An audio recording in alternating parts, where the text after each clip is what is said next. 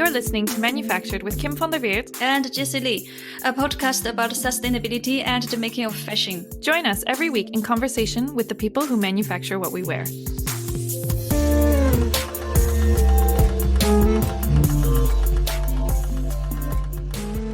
Welcome back, Manufactured listeners. We are so excited to launch Season 2 with this thought-provoking conversation with Hansika Singh. But before we get into that, we want to share some changes we're making in Season 2. First, we heard you. You want shorter episodes, and you want it to be easier to find the content that's relevant to you. To this end, we will be dividing most of our interviews into 2 episodes, making each episode about 30 minutes. Check show notes for more details. We will indicate which topics are covered at which moment, so you can skip around to the sections that interest you. We're also mixing things up a bit. Like in Season 1, some episodes will be interviews, but we're also going to throw in some thematic episodes focused on specific topics. We're also introducing a new episode format we're calling Chronicles. Think of it as story time, the kind of life tales you'd share with a close friend over dinner, or around the campfire a couple of beers in, still relevant to our goal of diversifying the narrative around sustainability, but a little more personal. And the last thing we're doing to switch things up is launch a new mini-series. It's called Loose Threads. It's bi-weekly mini episodes tying candid questions to honest answers. These episodes will be available in the same RSS feed that you always use to listen to Manufactured. So if you're already subscribed on your preferred podcast platform, you'll see them automatically. And they'll be in addition to the weekly episodes we're already putting out. If you are thinking, sounds interesting, but what is it exactly? Let's say you are a sustainability advocate with a question you'd like to ask someone further down the supply chain. But that's usually pretty difficult. Maybe you don't know who to ask, or maybe you should already know the answer, or maybe your question isn't totally politically correct, or maybe your job actually makes an honest response unlikely. Whatever the reason, we would all benefit from more sincere conversations. And that's where Loose Threads comes in. Submit your questions anonymously at www.manufacturedpodcast.com/loosethreads.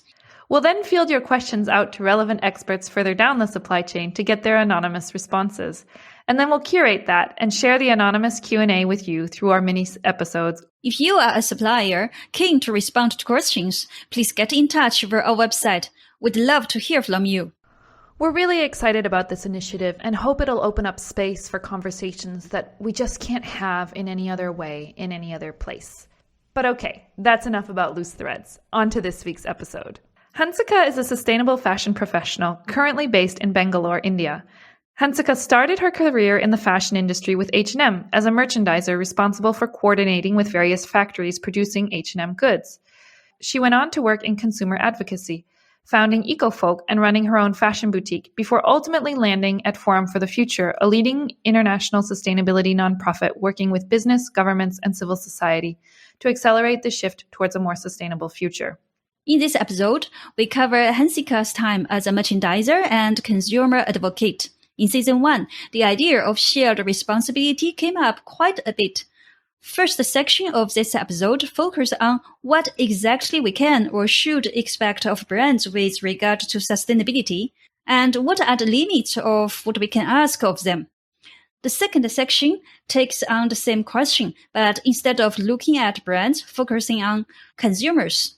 What is reasonable to expect of consumers? Next week, we'll share part 2 of this conversation, digging into how Hansika became an advocate of systems change, what systems change even means, and her current work with Forum for the Future. If you are on Instagram, please follow us to help us grow the conversation at manufactured_podcast.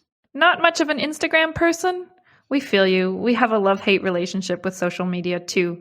Sign up to our weekly newsletter instead on our website, www.manufacturedpodcast.com, to find out what we're reading, what we're thinking, and what we're wishing. If you'd like to support us financially, you can make a Patreon donation via our homepage. And finally, don't forget to leave us a rating on iTunes and hit subscribe.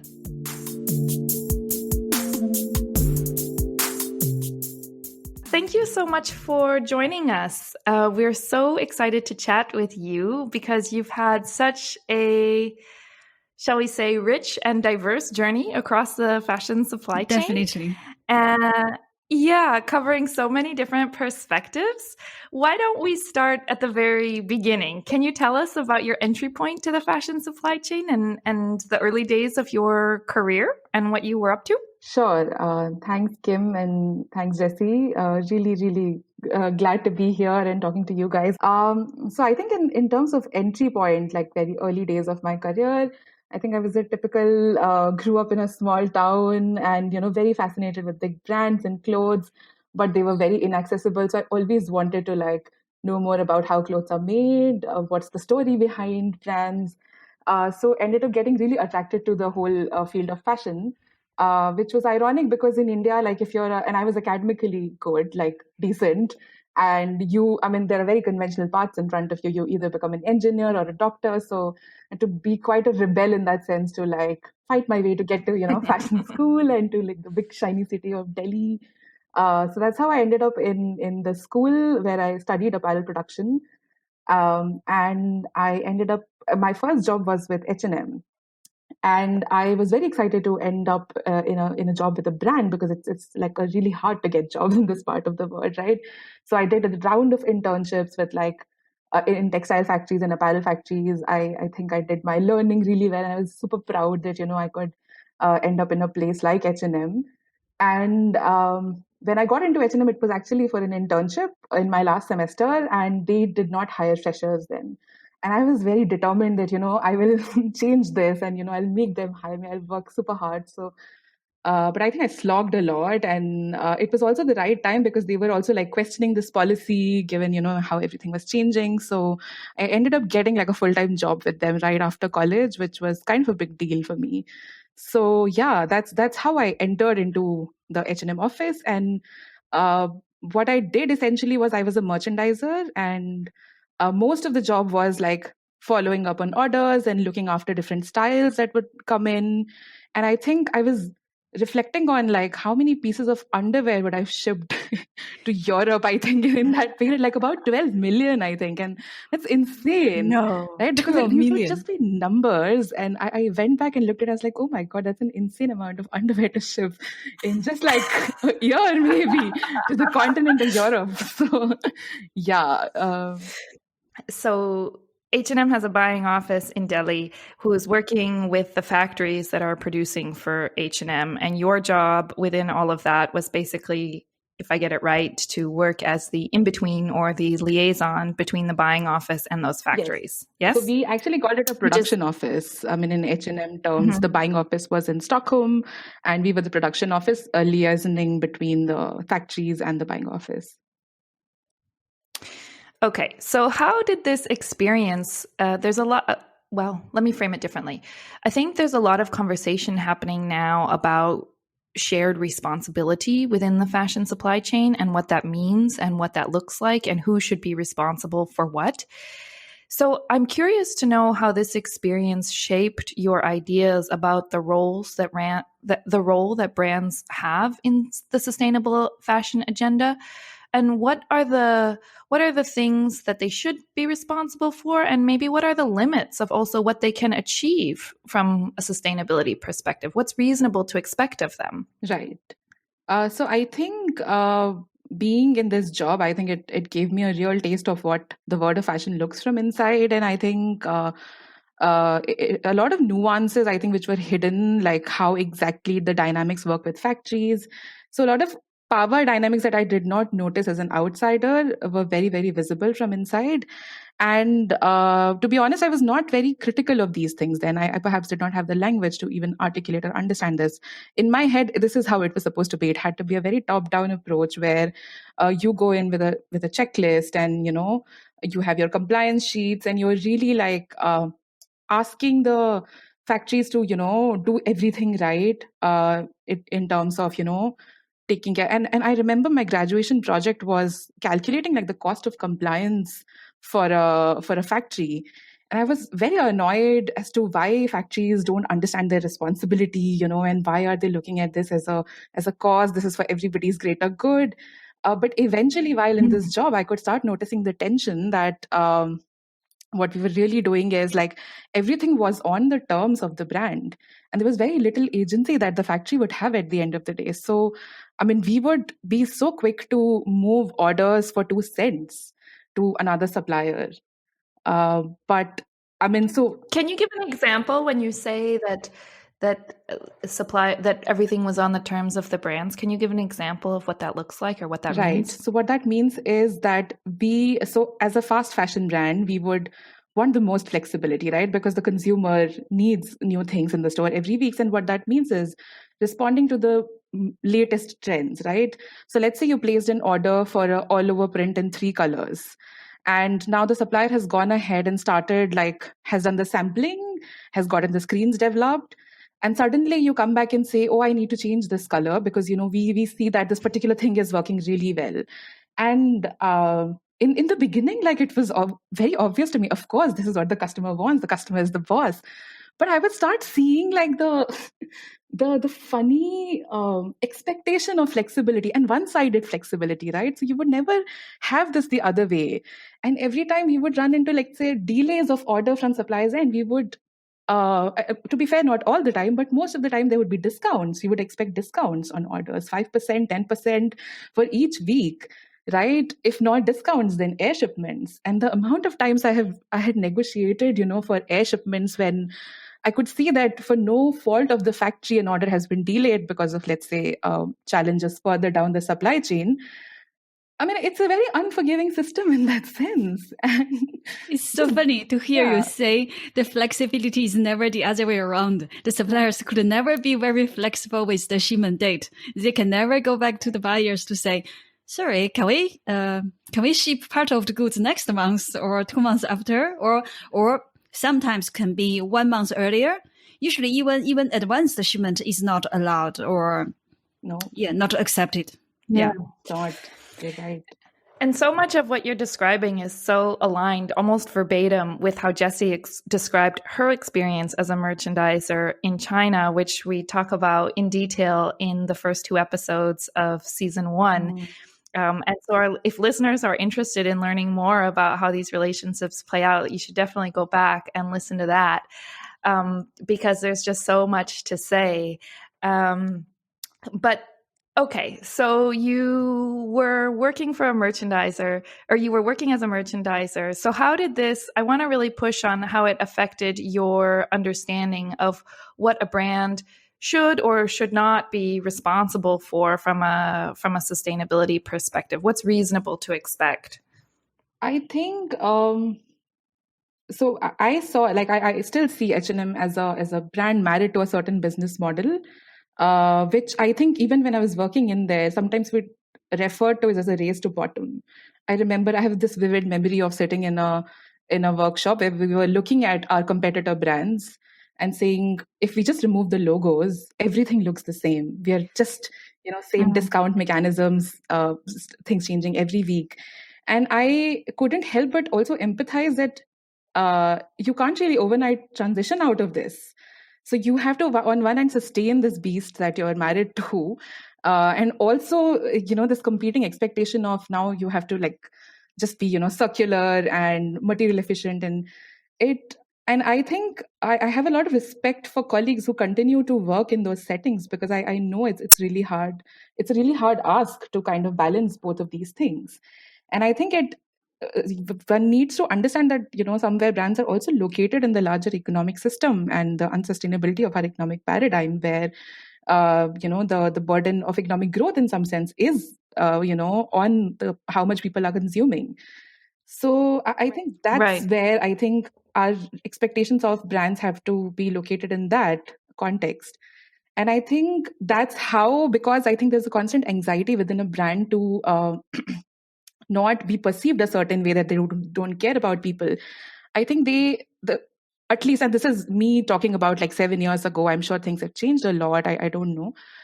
But I think that's where a lot of this top-down thinking would come, in that anxiety that, we really don't have the time to sit and discuss this across. This is urgent. And since then, I think I've become a little wary of very urgent solutions, because I see the power that comes with that urgency, that you can afford to not listen, and it's your luxury. But I think, so some of these questions, I think, are perhaps beyond just a brand's capacity or responsibility to address. And I think that's where more trust is needed in the industry at large, more openness, more participation, enabling participation of different perspectives. I don't think you can really address these hard questions without that. Right. And so I think what you said about trust is also really interesting because it's something that Jesse and I have come back to again and again and again in our conversations. And I'm curious if you reflect on your time working for a brand, like you describe it as very top down, the relationship with suppliers. And you also describe, I think, this anxiety about making sure that you're perceived as a player that cares about people, about the environment. And so like a lot of the people that that Jesse and I have talked to basically describe the way of coping with this as a lot of it comes down to somehow to risk minimizing, and minimizing your risks is effectively a way of coping with that anxiety, but it at the same time really works in opposition to or counter to more trust throughout the supply chain. Because effectively, I think a lot of times when you see like brands trying to minimize their risk, what they're actually doing is they're not minimizing it. They're just pushing it down to somebody else so that when something happens, they can sort of legally and procedurally claim or absolve themselves of responsibility. Yeah. Right? Yeah. And or they just outsource the financial risks. By outsourcing production, they first outsource financial risks. Then by all these kind of standard operation procedures, as you said, Kim, procedurally, they also can legally walk away from other social responsibilities or risks. So, yeah. I'm thinking because it's like, okay, because a lot of times I'm asked like, okay, so then what should we be asking? Because on the one hand, you've spoken to the limits of what we can ask of brands, right? They're part of a larger economic system. There needs to be also some responsibility on consumers who are driving, some would say driving mass consumption. And yet on the other hand, we also see this other picture where we see that like responsibility, there is something that brands should be responsible for, but how to like pin down or articulate what exactly that is often feels very abstract. So I don't know. Maybe in the marketing, maybe in the marketing way first, the brand needs to take some responsibilities of the consuming oriented economy. I know it's a very, very big topic because actually we are, every one of us is in this system, right? Our jobs, millions, billions of people's jobs relying on this economic system.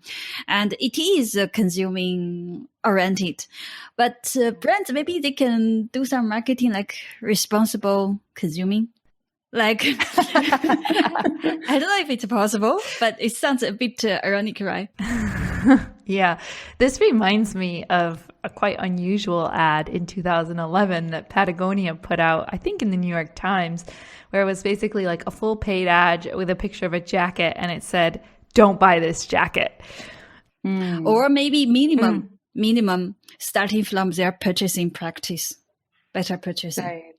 Yeah, businesses need to be. So what happens is there is a reason why these businesses are located in a part of the world and the manufacturing happens in a certain part of the world, right? We're constantly chasing cheap labor, weak regulations, and I think businesses can no longer say that this is not our job, this is the job of the government of this country to, I think there has to be that minimum expectations of business in terms of both human rights and environment responsibility as to how they are behaving, even if they are not in their headquarter country. And there shouldn't be like double standards on that. And that's where I think, for me, I think more responsibility kind of comes into picture, and putting more people on the table when they're having these discussions and recognizing the role that they play in creating these unequal. I think that's the key is a willingness. I don't want to be super prescriptive about what a brand should or shouldn't do, but I think for me the key is a demonstrated willingness to kind of hold up a mirror and look inward and to question how their own business practices or procedures might be implicated in certain outcomes. And that's hard because but what you said is interesting because I want to it's Jesse and I have had a lot of interesting conversations about also, and you spoke to this a little bit, the role of government, because Jesse and I were having a conversation, I don't know, maybe last week where we were talking about an article of the New York Times, yes, about a big supplier getting involved into a social news about first labor. Yes, then it's migrant workers coming from Malaysia and several other countries, and mostly coming from Myanmar mostly, and work in Malaysia. Yeah. And then we were talking about the roles of the company and the roles of the local governments and the government in Malaysia, basically. So we're talking about the roles of responsibilities. And it was interesting because, Jesse, you said to me, you were like, Kim, I don't understand, because the brands are American or European or whatever. She was like, you were like, I don't understand why everybody always assumes that these brands should be responsible, because what about the role of local government? Isn't it almost like demeaning or patronizing to say that, an American brand or a European brand should be more responsible for maintaining or protecting the rights of a certain country's people than its own national government? And I thought that was an interesting perspective because as an American, my perspective on it was, well, this is an American company who is operating abroad, and therefore it should be accountable to some kind of legislation or laws determined by the American people. And if the American people, don't want to support a certain type of practice, then that brand should be accountable to that. But it's an interesting question because I'd never really sort of flipped that paradigm on its head. It's interesting because that article completely missed the topic, missed the angle they even didn't write one sentence talking about the responsibilities or the roles of the local governments or government of another country, of the migrant workers. So it just makes me think, yes, it's right. I like it too, that American public expect American brands or American companies act better than the local laws or regulations. That's good. But however, somehow I also feel a bit arrogant, how about the authorities and how about the other big player here? Why they are missing in this picture? And you're very right, Jesse. I've stopped watching sustainable fashion documentaries for this reason. They have the same narrative. Like, here is a way of working, evil people, then, somebody comes, and it's all that, very savior complex of showing people in this part of the world as, agency-less people who can only be saved by, sustainable fashion. And that's the danger of talking about people in this language of either just as employees or just as consumers. I think we're all citizens, right? And I would agree, Kim, that, as an American citizen, one should expect as a citizen to something from their, from a company that is headquartered there. And also, this worker who's in a part of the country also has the right to expect that from their government, that they, do the bare minimum, protect them. And I think both these angles need to be played out more in our narratives. I think this is just largely missing from the narrative on sustainable fashion. Right. And I think it speaks to how this need for some sort of on the brand, what we should expect of brands is some sort of inward looking critique or consideration or review of how they might be implicated, and sort of public communication about that is really necessary as an antidote to this savior narrative. So after working for a brand, you felt a little bit disillusioned. And you've hinted at this already, but you were keen to work on consumer advocacy. Can you tell us a little bit about why this was and what you did next? So I think I was disillusioned in terms of, I've worked in this big company. I was a small cog in a big machine. And maybe the reason why they can't change is because, they are really big and they have this business model. But, consumers are very, if just consumers are made more aware and if they change their buying patterns, things will change. And I really started seeing merit in that idea. So what I do after leaving H&M is that I wanted to work on this aspect of conscious consumer, because this word just got stuck in my head, like conscious consumer and conscious consumption. So I started looking for opportunities where I could, bring what I know of the field and what I'm passionate towards now. So I started doing a couple of things. I started working for this nonprofit where we would sell these T-shirts to educate children in shelter homes. These children are abandoned by their parents and they're coming from very, very vulnerable conditions. So I could really see consumption as a positive driving force, and that got me really interested. So that was my immediate next assignment after H&M.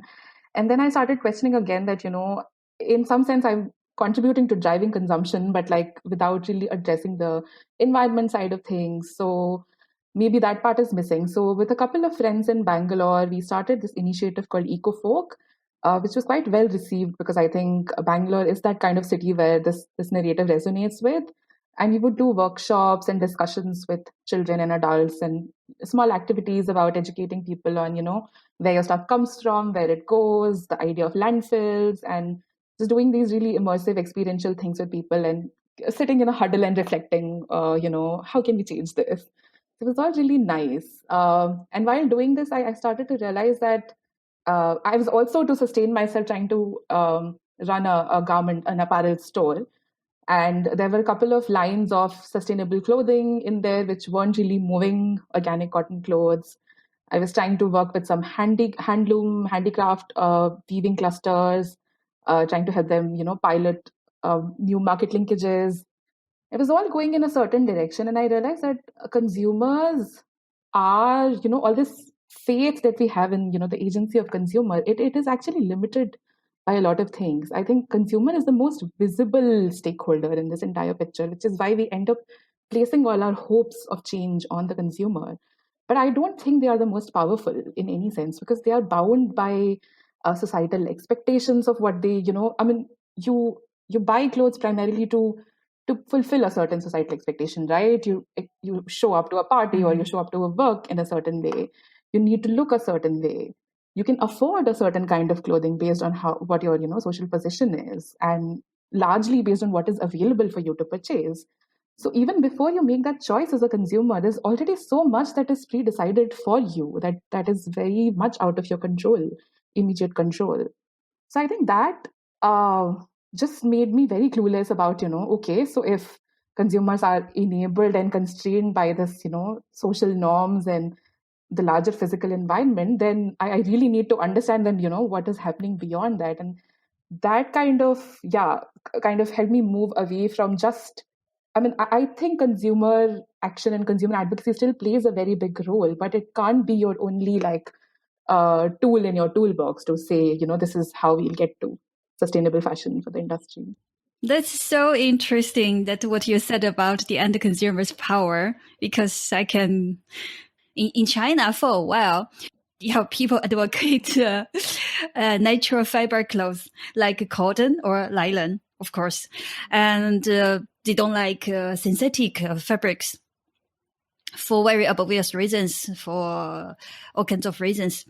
But when you observe it, you realize the majority of population, they would never choose cotton or nylon. They would always choose synthetic. Why? Because if you buy a cotton pants, you will see what it means. It gets wrinkled, or the cotton skirts, right? It's not nice looking in the office, or you go to meet your client. So who can always consume cotton or nylon clothes? People who don't need to care about this social influence in their social interactivities.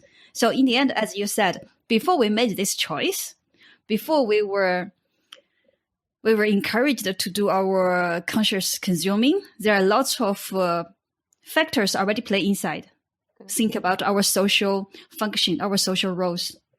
Yeah, and I think it's also a lot to ask of a consumer, because these challenges are so complex that understanding them really requires a significant investment of time. And not everybody has that, I think. I mean, a lot of people will point to the barriers in terms of the barriers to shopping sustainably as financial, which sure can be part of it. But a lot of it is also, I think, time. And even me, sometimes somebody who has worked in the industry, who's, incredibly passionate about wanting to change the industry, sometimes I'm like, I don't know where to buy this, or like, especially stuff like undergarments or something that you're more nervous about purchasing online because probably the fit won't be quite right and you really need to try them on, and you can find sustainable options, but they're not near you. So then you have to buy online. And this has happened to me. Then I buy it online and then it doesn't fit right. And then I end up getting rid of it. And so in the end, I decide, well, actually, maybe the most sustainable option is to just buy, from a company that I know I don't really support, but at least I know it will fit and I'll keep it for a long time. But the number of years of education and work and thinking that went into that conclusion is not something that's reasonable to expect of everyone, I don't think. Completely agree with you. Yeah. So what is reasonable to expect of consumers, do you think? I think that's a really good question, and I was stuck thinking about it. I think I keep going in circles, but I think I really think consumers, like most people at large, want good things for other people and for the planet. So having that faith that, if we create the right enabling conditions for consumers to choose right, they will. I think it's reasonable to not look at consumers as just consumers. And I think my theory of change is largely, I think India has a lot of faith in the role of government. But I keep coming to the same point that, exercising other muscles of our identity, like consumer is one identity of us as people, but like we're also part of communities. We are citizens. We have a say in how, some of these big decisions get made in different ways. We can, if we allow us to feel that we are powerful, we have a lot of power in many different ways, and we can exercise that. So I think it is reasonable for people to advocate to create these enabling conditions for them in varying degrees. But I think to feel entitled that something is out there in the market and people should buy it because it's the right thing to do. I don't think that's reasonable unless you create the right conditions. What do you think those conditions are? Can you give an example? Right, and I go back to. So I don't have a sustainable fashion analogy on this, but I go back to the question of mobility, for example, right? So if you take the example of public transport, in a city like Bangalore, public transport is quite expensive for the really poor people. What they find easier is they have easy financing mechanisms to buy a two-wheeler. And then they end up buying a two-wheeler and it's easier for them. There are very few buses in the city. So they're very overcrowded. So you're kind of creating an infrastructure which is pushing people towards more private ownership of vehicles. And what that ends up doing is it puts more vehicles on the road and it creates more congestion and more pollution, which means that buses on the road will slow down. And people like me who can afford to buy a car, we buy a car, we find buses a big nuisance. So what you're doing is reducing some of these large collective questions to, what we should be doing as a society, what's good for all of us, to questions of individual preferences does that, right? And it creates this loop of success to the more successful, where the more vehicles are there on the road, the less there will be the right conditions for the bus to, go freely on the road. And the more it'll push people to keep buying more vehicles. So you're just like creating these perpetual loops that you will find hard to get out of. Right. So maybe the responsibility of the consumer is to somehow find ways of, or maybe instead of reducing the power of the consumer to individual choice, the power of the consumer is to engage in these conversations about collective good and what we want our society to look like. Exactly what I mean when I say we should be flexing our citizen muscles a little more also. When you're in the market choosing things, maybe don't think about all this. But when you're home and there's a choice on, on somehow engaging with these larger collective good questions. And it inevitably comes down to the, word of politics, which has become a dirty word for some reason. But where else will you address these questions of collective good? The market fairly inadequate to do that in a fair way. And maybe being And in a what democracy, saying that is perhaps, I don't know, entitled. It'll look very different. That's what I was Yeah. just going to ask. I was going to ask, like, Jesse, when you hear this, what do you think? Or like, what would you say to people who live in countries who maybe where their government has no interest in representing what a collective good of some kind, however you might define that, or where you don't have necessarily representation in the same way? I would really not put that expectation on them. And then what my response would be is that, in this day and age, we have transnational companies which can have offices in these countries, and we can produce effectively in these countries. But we don't have transnational mechanisms to govern these impacts of these companies, right? So I think what we're trying to do is we've created this entity that can go into these different kind of political economies and does its thing, but our response to governing it comes from very different nodes, which can be very inconsistent. And then From a state system. correct. Yeah. And then I don't know what's the response. I mean, it goes into really meta territory, but I wouldn't expect those people to then risk their lives and protest against the government. I think that would be ridiculous. I would sit home and shut up. I somehow doubt that. But I think the question is a really good question. What is the reasonable expectation we can have to the end consumers? But then I got an idea from what you said, Hansika. Actually, we should differ the consumers too, no? I mean, consumer 1 and consumer 2 are definitely not the same. Consumers who can buy Chanel and the consumers who just buy, I don't know, who just go to Walmart. They are definitely different. And our expectations or our responsibilities, of course, are totally different. So for me, I would expect people who can afford a certain brands. I think they have much higher responsibilities. They also have much higher education. So I would expect them willing to know more. I would like to push them to know more and to buy more in a more responsible way. And for people who are really struggling of their daily life, there is not much expectation we can put on them because they are struggling for their daily life, 3 meals already. The responsibility is on the shoulders of the rest of the society, actually, to create a better condition. Yeah. And I think it speaks to the layers of privilege, right? Yeah. Because Jesse, you just differentiated between consumer 1 and consumer 2 based on income. But Hansika, you differentiated between consumers based on nationality and citizenship. And I think those things can overlap, right? Because you can have a person within the United States who's maybe low income, but still in a position of power and privilege because of their citizenship and their representation in a government, an ability to influence a particular government, versus somebody who is maybe very wealthy. Like I think about Cambodia. Cambodia has some extremely wealthy people by any standard. You know, the number of luxury cars you see roaming the streets of Phnom Penh is just mind-boggling. And yet, that's maybe not a good example because those people are probably implicated in government, and have gotten their money through their ties to government. But in general, what I mean is you could have somebody who is incredibly wealthy who does not have the privilege of a government who, even if it's imperfect or falls short of its ideals, in some way, shape, or form, it aspires to represent the interests of its people, and I say that, I qualify that because I know there are a lot of Americans who would say, well, our system is broken too, and our system doesn't represent the interests of the Americans. And yes, all of that is true, but it's all on a spectrum, right? And it at least does it better than some other places, right?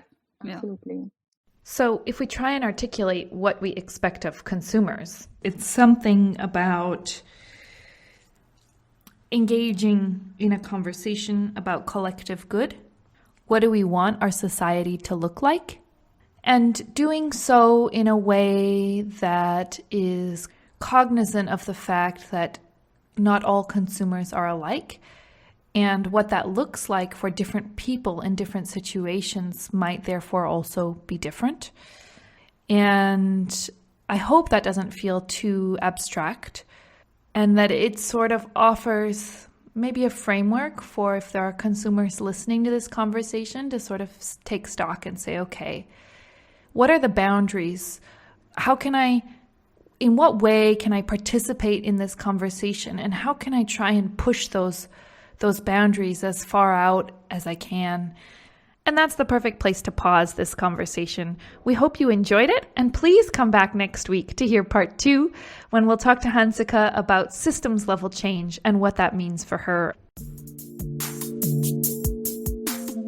Thank you for listening to Manufactured.